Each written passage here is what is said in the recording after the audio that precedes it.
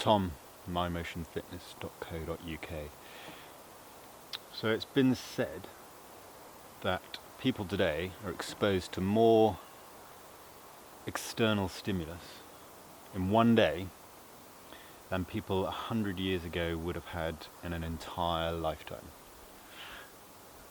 So whether that's true or not, you know what, it's pretty believable. If we think about traffic, cars, billboards, advertising, traffic lights, radios, emails, social media, the list goes on. And then you can start thinking about internal stimulus. So the stuff that the dialogue that goes on in our brains. So firstly, think about our own personalities, our own characteristics, but then on top of that, social pressures from social media or peer pressures or pressures from work, pressures from family, the boss, all these kind of things. So the internal dialogue we have within ourselves. And I think that's stress is a pretty big one these days, don't we? You see it everywhere. Mental well-being, mental health problems, and things are just getting more and more on top of all of us. We all suffer from it. We all feel it. So if we feel it, adults, what kind of pressure can we imagine, can we expect that it has on the children, the younger generation, teenagers, exams, peer pressures? Man, being a teenager is hard. Looking back. So what can we do about it? We can go and see a psychiatrist, a therapist, and talk to them about our problems. That definitely has a place.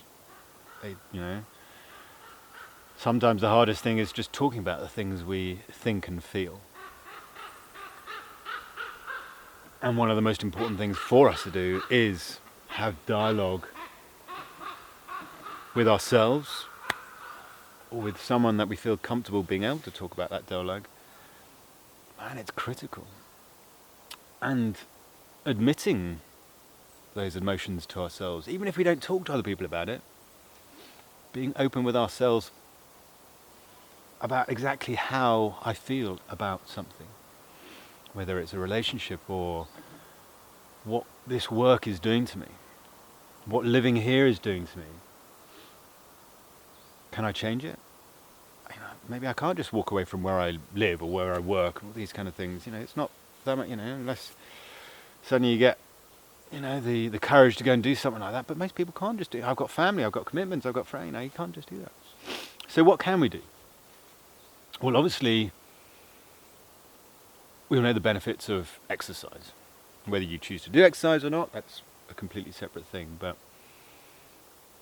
exercise doesn't have to be running a marathon every day. It can be literally just getting out, getting moving. And we spoke in the last post about the importance and the benefits of good quality foundation movement. It's not complex.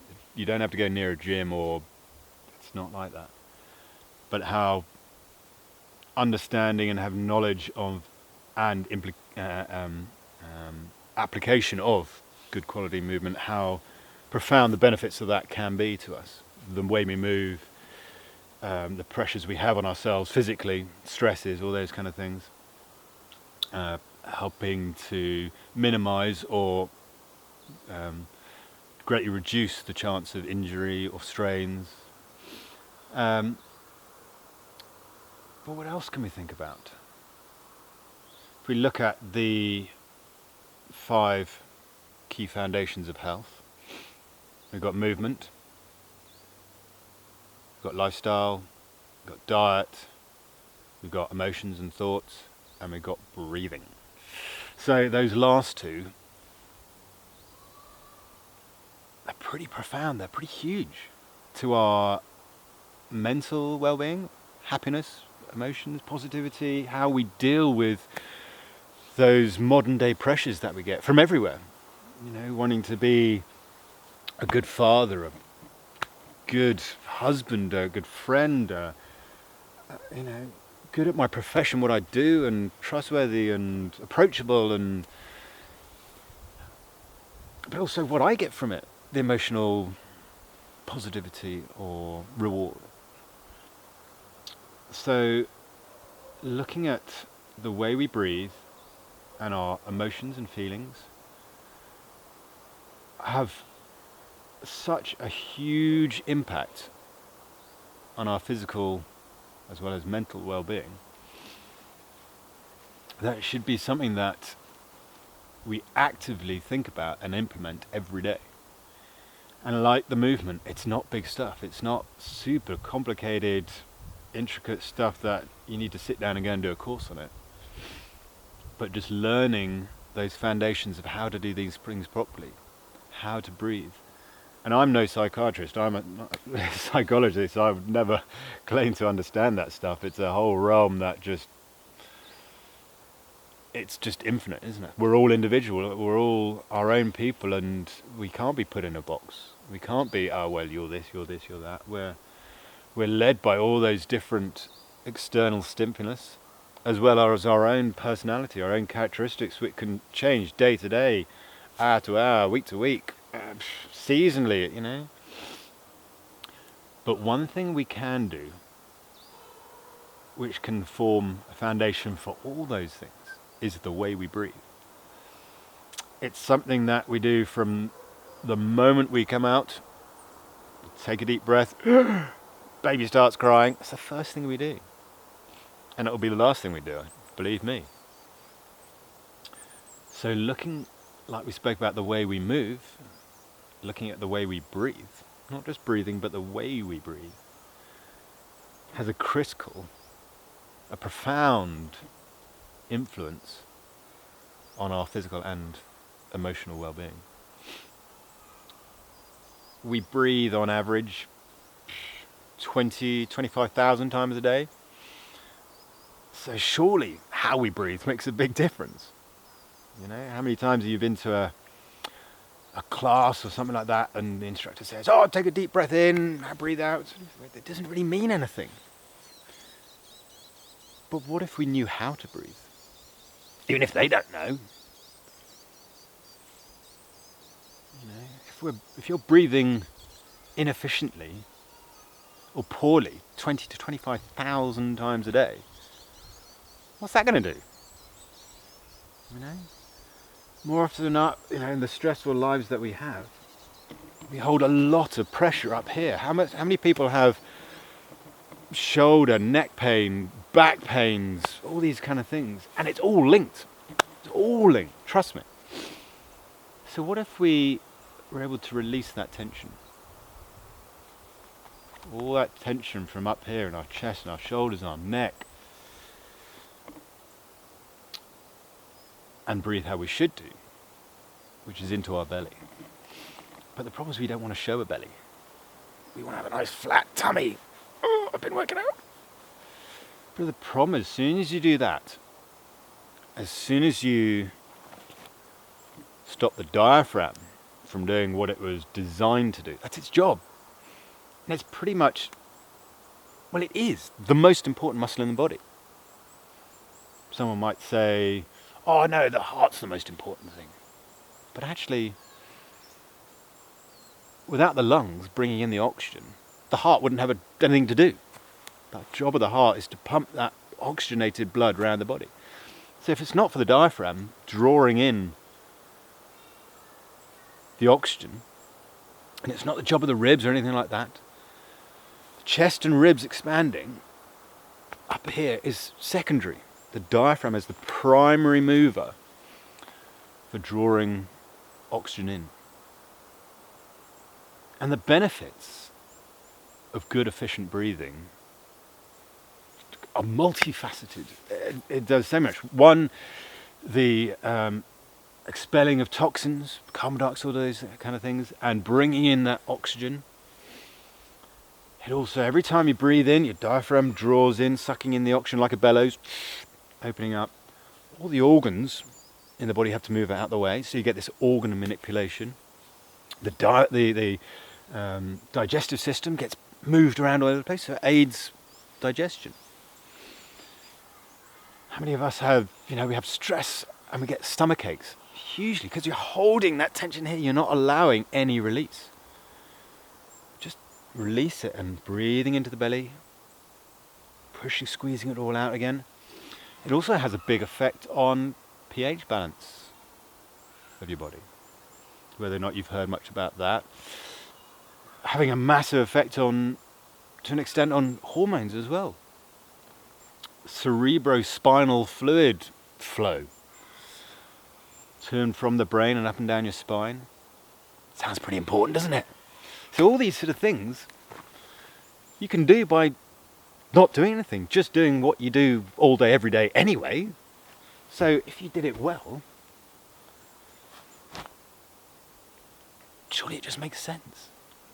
But all we have to learn to do is learn to let go of this tension. Oh, I've got all my tummy. So your tummy's not doing anything. Allowing it to breathe. So all that stress in your tummy, holding it here and not allowing the tummy to go, not allowing the diaphragm to do what it should do. Breathing just in the chest, 20,000 times a day, all that pressure up here. So how would it feel if you released all that?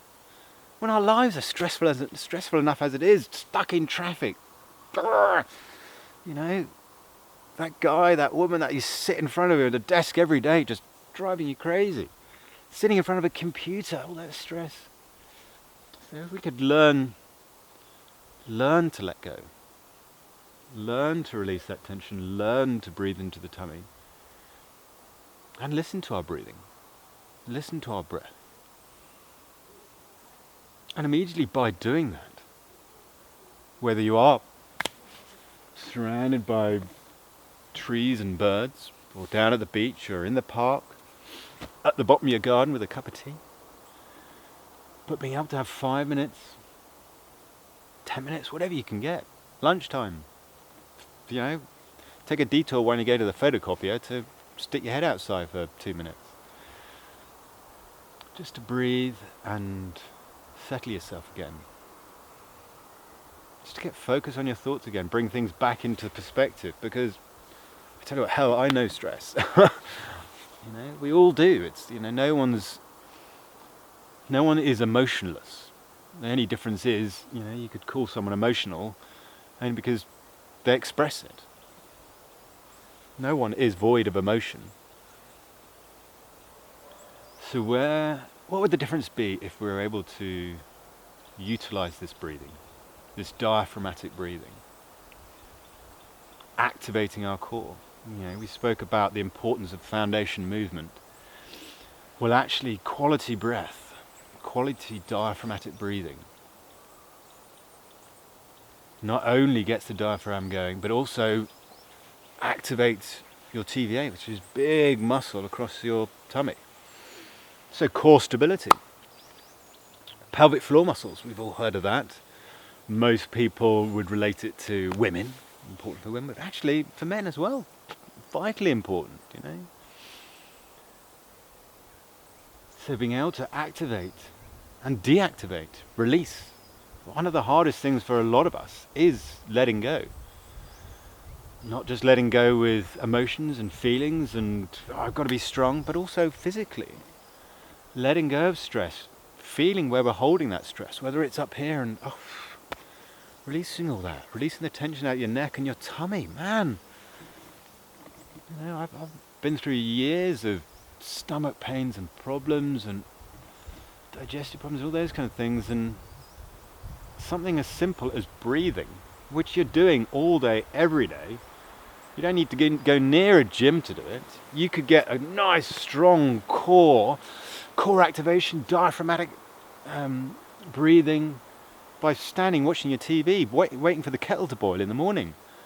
When you wake up first thing in the morning and you're still lying in bed, or while you've turned the lights off and night time, you're dozing off to sleep, you could just give some nice, big diaphragmatic breaths.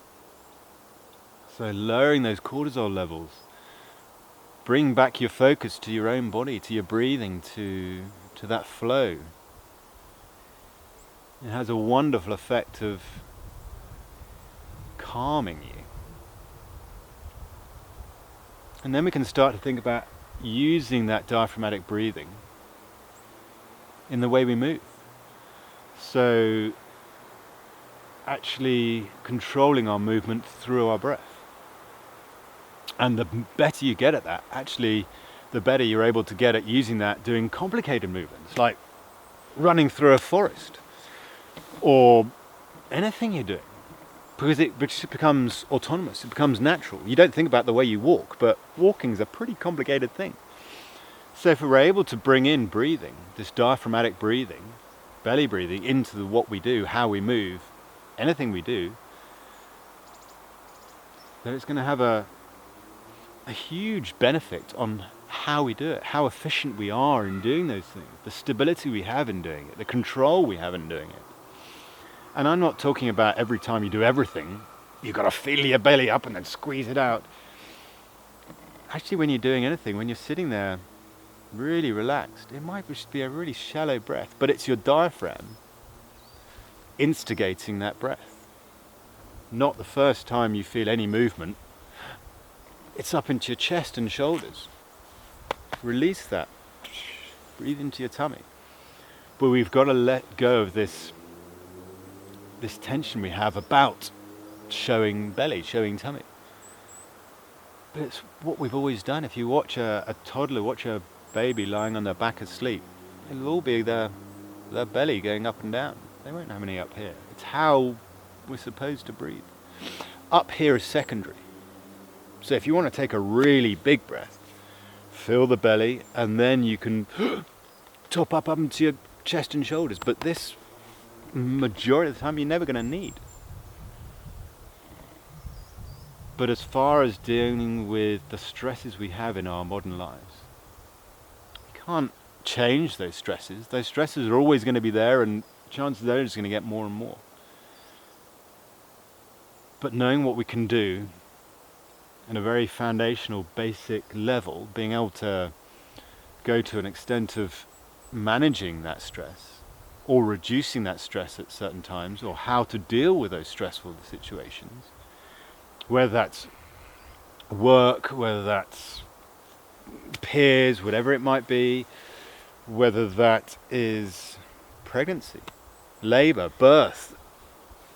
That's quite a bit of stress. Being able to manage that breathing, to control that core activation, that diaphragmatic breathing, to control the pelvis and how it moves, how it functions, how it's controlled.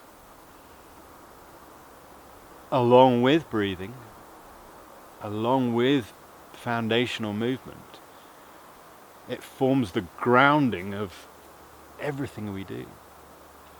So learning the skills and techniques of how to breathe, and they're not complicated, I promise you. But then being able to apply them to the things we do daily, not just sport and fitness, going to the gym, all that kind of stuff, but just stuff we do, playing with the kids, and the more you do it and the more it just becomes completely natural. You don't think about it. It naturally becomes a habit. It becomes a habitual movement. But letting go of old poor habits, breathing into the chest and all those kind of things, and how it can affect our mental happiness, our ability to be aware of our emotions, and not necessarily stop them or inhibit them, but being able to be aware of them and take ourselves out of those situations. Like I said, whether it's come to a beautiful bit of woodland like this, or just being able to take yourself out of that and be able to step out the office for 5 minutes with your cup of coffee, not breathe into the chest, but breathe into the tummy. What might that effect have on your daily life?